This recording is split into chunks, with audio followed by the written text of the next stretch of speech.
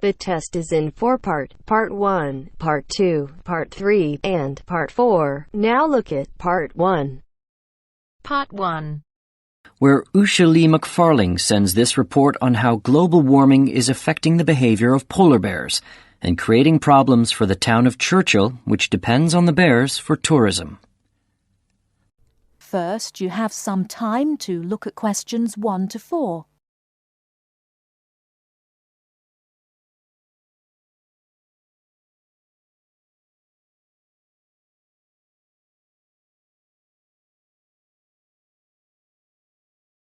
Now we shall begin.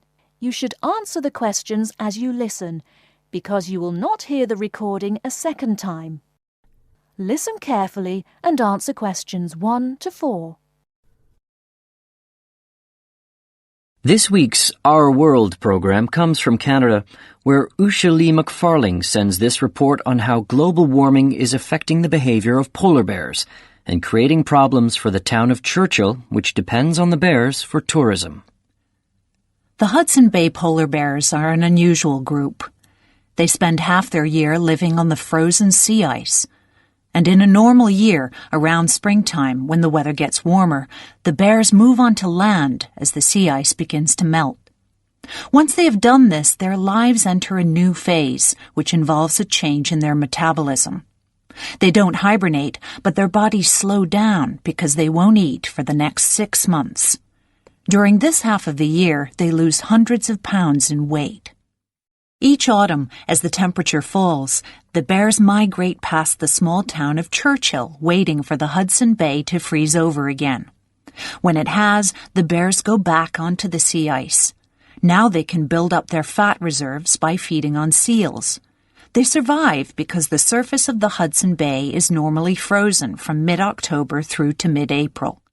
During these months, the bears sleep on ice floes and swim in the frigid waters. Normally, that means millions of dollars for the town of Churchill, which earns money by taking tourists into the tundra to see the bears as they pass by the town. However, recently the weather has been warmer and the bears' behavior has changed. The warm weather prevents the sea from freezing, and so the hungry bears come into town looking for food.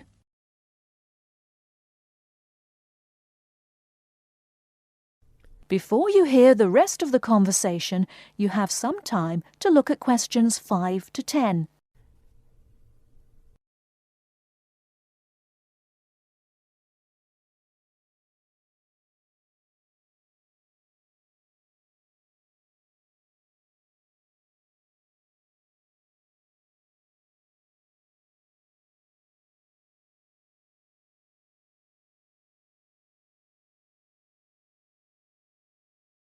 Now listen and answer questions 5 to 10. The town of Churchill has good reason to look after the bears.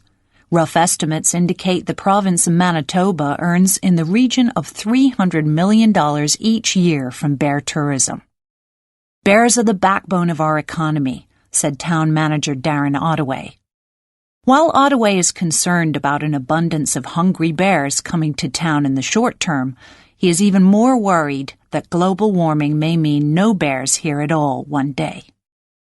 For 3 weeks during bear season, Sleepy Churchill blooms as about 15,000 tourists stream through town, hoping to get close-up views of the animals from caravans of heated tundra buggies. Several chartered jets unload bear gazers at the Churchill airport each day. Hotels and restaurants closed during the bleak winter fill to capacity. Polar bears are not currently an endangered species. Their total population is estimated to be from 22,000 to 27,000. But the 1,200 Hudson Bay bears could face what scientists call a local extinction. They could produce fewer cubs and eventually die out. Officials and business leaders in Churchill have already begun planning for alternative ways of generating income. Ottaway is promoting whale watching and is delighted that Japanese tourists are willing to brave the bone-chilling cold of winter to view the northern lights. It's super news for us, Ottaway said of the potential Japanese tourist boom. Warmer weather, Ottaway said, could also extend the shipping season on Hudson Bay and attract more filmmakers. The science fiction classic Iceman was filmed nearby, as well as an upcoming film, The Snow Walker. When people talk about climate change, you have to look at the benefits too, Ottaway said. Others, however, feel differently. The bears have been in our community for years, said one resident. They're like neighbors, and everybody ought to be helping to make sure their natural life cycle can be maintained. That is the end of part 1. You now have half a minute to check your answers.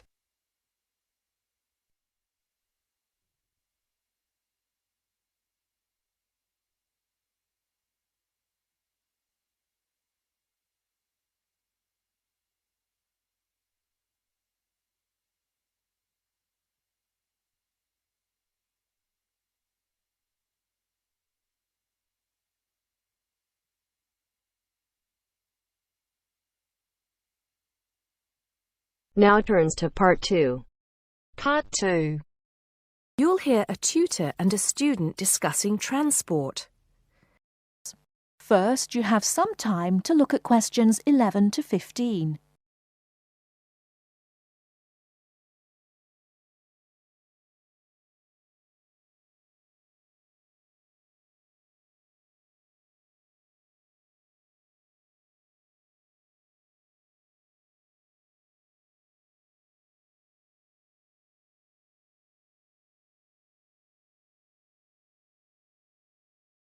Now, listen carefully and answer questions 11 to 15. Come in, John, come in. How's the paper going? Morning, Mr. Taylor. Pretty well, actually. Good, good. It's not all about bicycles, is it? I know you've got a thing about bicycles. Yes, but that's just... There are other ways to get around town, you know.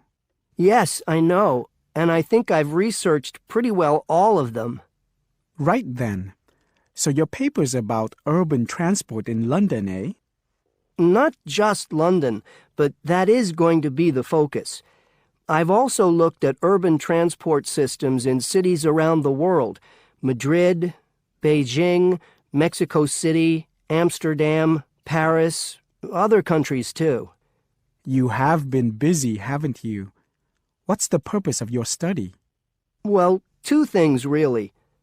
I want to see if there are more efficient ways of organizing urban transport systems while cutting down on traffic congestion, and of course pollution, and to find ways of encouraging people to use public transport instead of their cars. Let's start with that then, with cars. I think you'll have a hard time thinking of ways to persuade people to swap their cars for a crowded bus or underground train.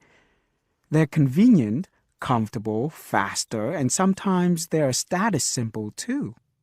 Okay, I agree that cars will probably always be the most popular means of transport, but there are ways to cut down the number of people who bring their cars into the city.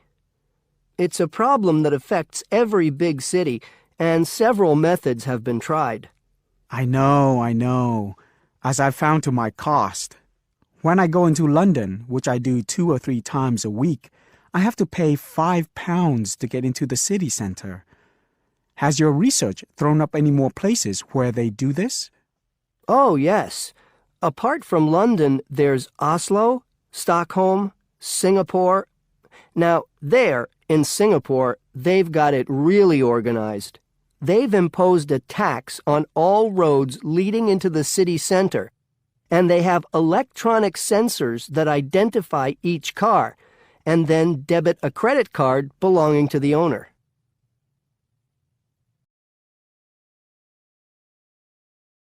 Before you hear the rest of the talk, you have some time to look at questions 16 to 20.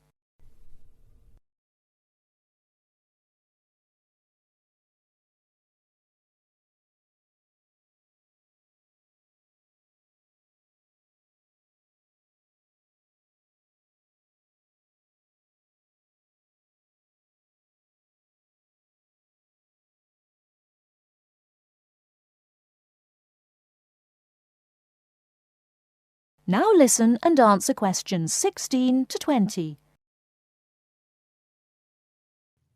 And other cities, instead of charging motorists to come into the city center, have tried other measures. Such as? Well, in Athens, cars are only allowed to go into the city center on alternate days, depending on their license plate number. In Bogota and some other Latin American cities, such as Quito and Sao Paulo, they've developed what is called a Brt system. A what?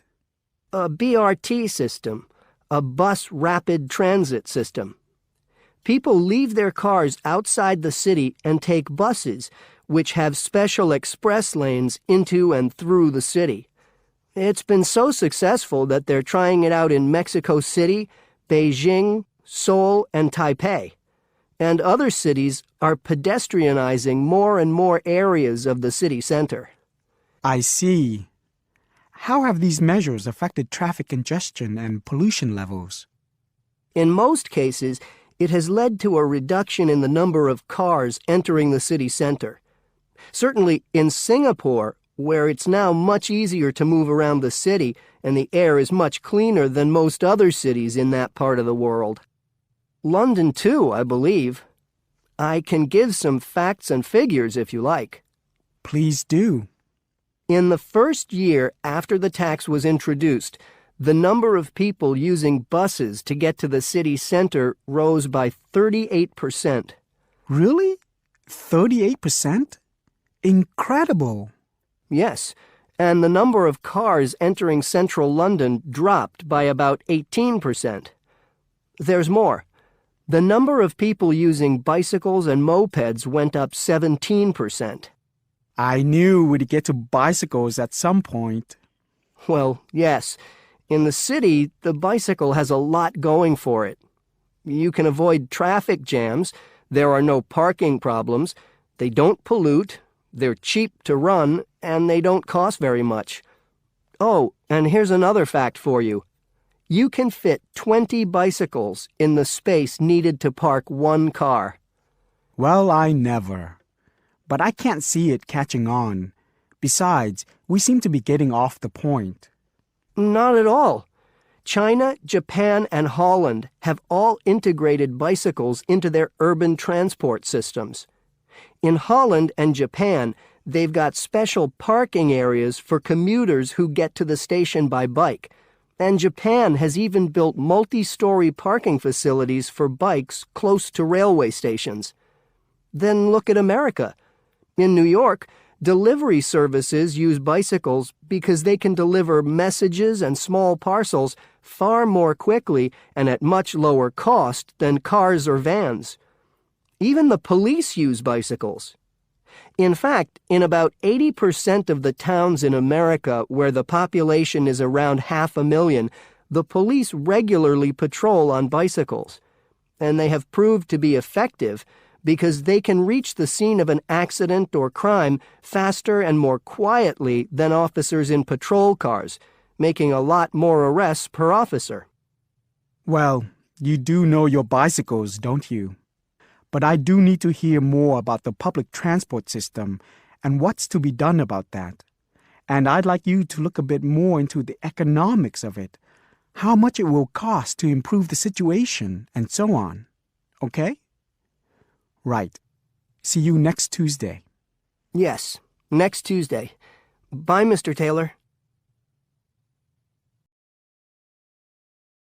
That is the end of part 2. You now have half a minute to check your answers.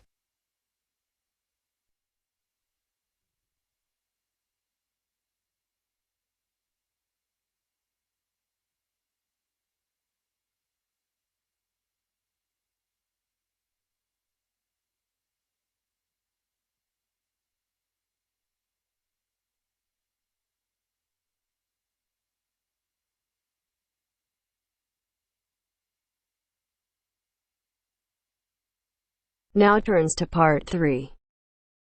Part 3. You will hear two students, Dylan and Emily, discussing a presentation which they will have to make. First, you have some time to look at questions 21 to 24.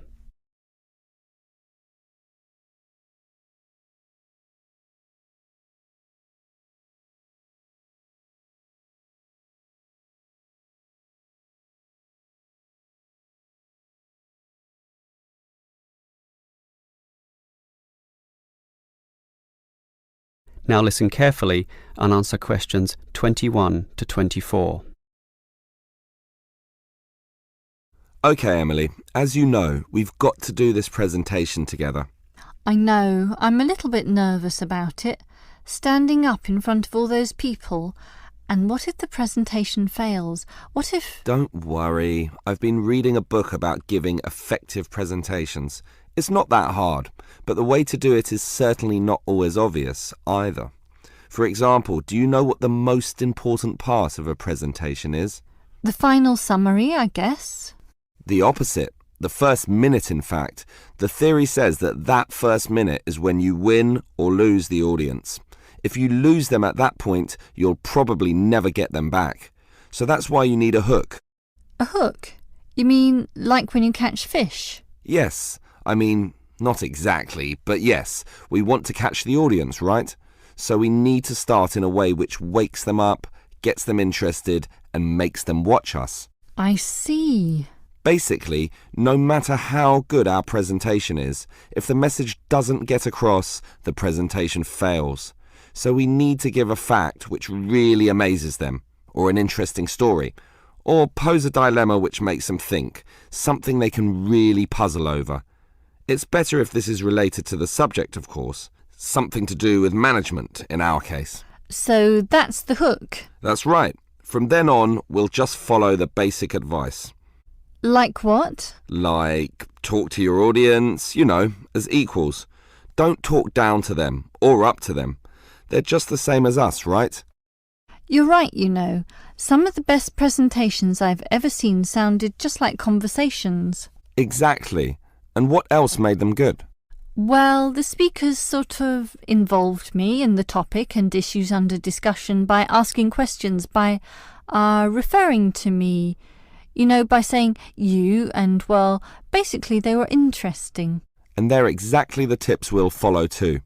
It should be fine. Before you hear the rest of the conversation, you have some time to look at questions 25 to 30.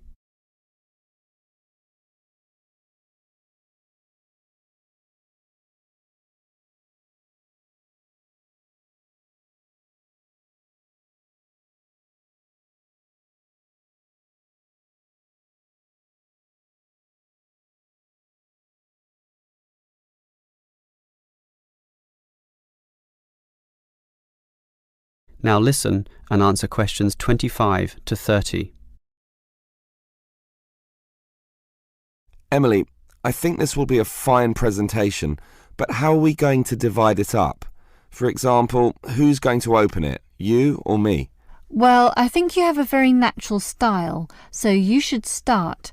This talk has 5 main parts, so you can introduce it and then do part 1. That's the historical context or background to the issue. Yes, then I'll do part 2 about current views.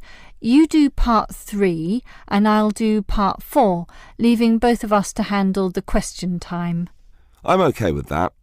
In part 1, I'll probably speak at length about Hoffman's theory, about management styles, and compare differences in culture in relation to the style of management used. That sounds good. Those differences are important and certainly relevant to the current times. Hoffman makes some excellent points too on this issue. That's why I'll follow up with present-day perspectives and viewpoints on this, such as the problems facing today's managers in the complex multicultural workplace, where basically one can no longer assume one is dealing with a single culture in the workplace, but actually a multiculture. That sounds good also. Then I'll take over, discussing the implications and problems of this. I suppose you'll look at the pluralist movement. Yeah, I was thinking about that, but then I changed my mind. I've decided I'll look at the productive diversity argument. It's more interesting anyway, so I'll go with that. Then I'll tell everyone what we've decided is the best business practice, or what is most likely to work in most situations, which is basically ignoring pluralism and productive diversity and linking everything back to Kotter's theory of human universals. Yes, the theory that argues modern management should target the universals of human nature. Right, and that leaves both of us to field questions at the end. Are there any questions we can predict so that we have some good answers ready? About resolving industrial disputes, for example? Well, I'd say that industrial democracy usually surprises people, so we should expect a lot of questions about that. Yes, the theory is that it increases productivity and reduces industrial delays. And results in better decision-making, but that's all theory. Most people would think that industrial democracy is just about unworkable in practice, so let's be ready to explore that issue in some depth, as well as any other related topics, okay? Okay. That is the end of part 3. You now have half a minute to check your answers.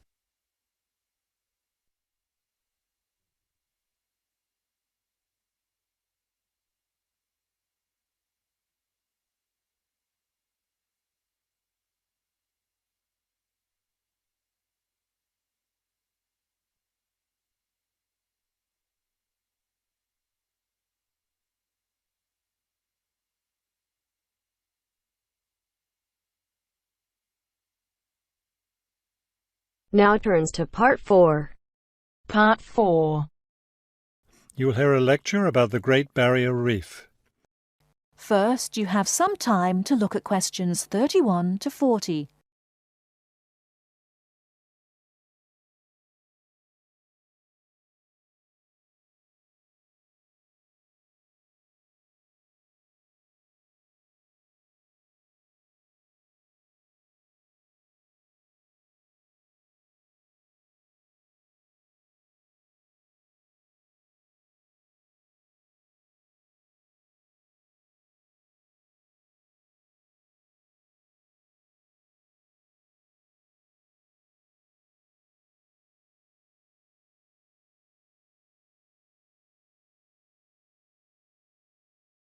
Now listen carefully and answer questions 31 to 40. Despite its name, the Great Barrier Reef isn't just one large coral reef. Rather, it's a system of coral reefs that stretches along the east coast of Australia, covering an area of around 300,000 square kilometres. The Great Barrier Reef is composed of approximately 3,000 individual reefs, which range in size from 1 hectare to more than 10,000 hectares each. In addition, around 600 islands are scattered throughout the area, particularly at the northern and southern ends. The reefs themselves are composed of over 400 different kinds of coral, the largest variety of corals found anywhere in the world. Thousands of species of sea animals live in and around the reefs. Altogether, approximately 1,500 species of fish inhabit the reef area, including a number of different kinds of sharks. One of the more interesting mollusks to be found in the reefs is the giant clam. This huge shellfish can live for more than 100 years and can weigh as much as 200 kilos. Sea mammals abound in the area, which serves as a breeding ground for certain types of whales, many of which are endangered. Over 200 species of sea and shorebirds feed, roost or nest among the reefs and islands. Many types of reptiles can also be found living among and near the reefs. Saltwater crocodiles, for example, inhabit the marshes along coastal areas. Amphibians include at least 7 species of frogs inhabiting the islands of the reef. Unfortunately, this wondrous area of the world is threatened by climate change. Rising sea temperatures have led to an effect called coral bleaching, that is, large numbers of corals dying off, especially in the shallower areas of the reef. The Great Barrier Reef Marine Park Authority is attempting to find effective ways to deal with this issue that threatens the reef. One proposed solution involves shading the reef in certain areas to help keep the surrounding water temperatures down. That is the end of part 4. You now have half a minute to check your answers.